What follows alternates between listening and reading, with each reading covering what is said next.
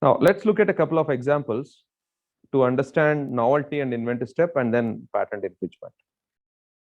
So now what you see on your screen, I think it is the right side of your screen. What you see is a 3-layered burger,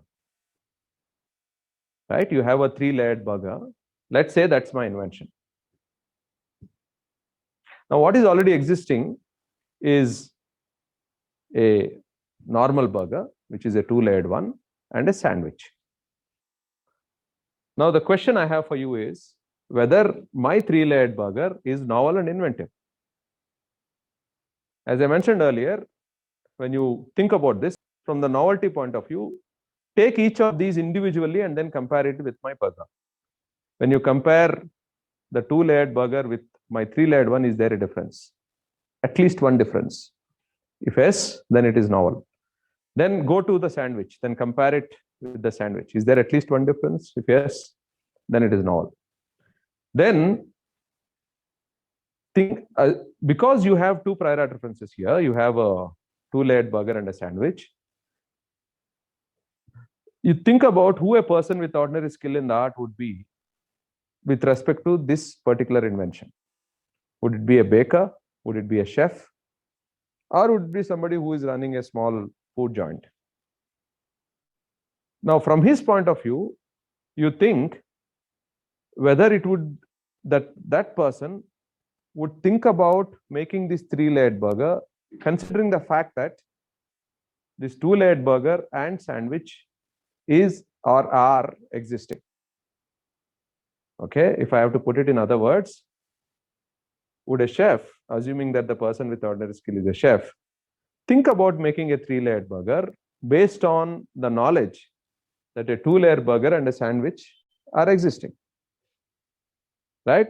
Would he be able to think of it and would he be able to make it? Or would he have any difficulties either in thought or in action in making it? That's the question you will have to answer. If you would easily think of it, then it is not inventive. If you would not easily think of it, then it would be inventive. And don't fall prey to hindsight. You cannot think, oh, okay, 3-layered burger is there. Now let's see what was existing earlier. Oh, based on these two, would it be possible to make this? You shouldn't think like that. You should take a step back. Assume that this 3-layer burger is not existing.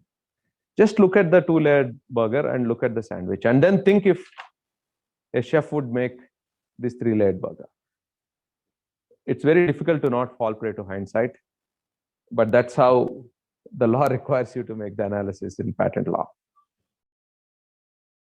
So I think many of you have said that it is difficult to think about a 3-layered burger. You probably considered different factors for that. So what are some of those thoughts that went through your head when you said, it may be difficult for a chef to come up with this 3-layered burger? So some thoughts that normally come to mind are, one, how thick should it be for somebody to be able to eat it comfortably? How can I keep all these different layers together? Because I think if you look at the total number of layers, there are at least 5 of them, right? So how will I make sure that it is servable? So these are some factors that would go through an inventor's mind, assuming that an inventor would be a chef or a baker. So that's about novelty and inventive step.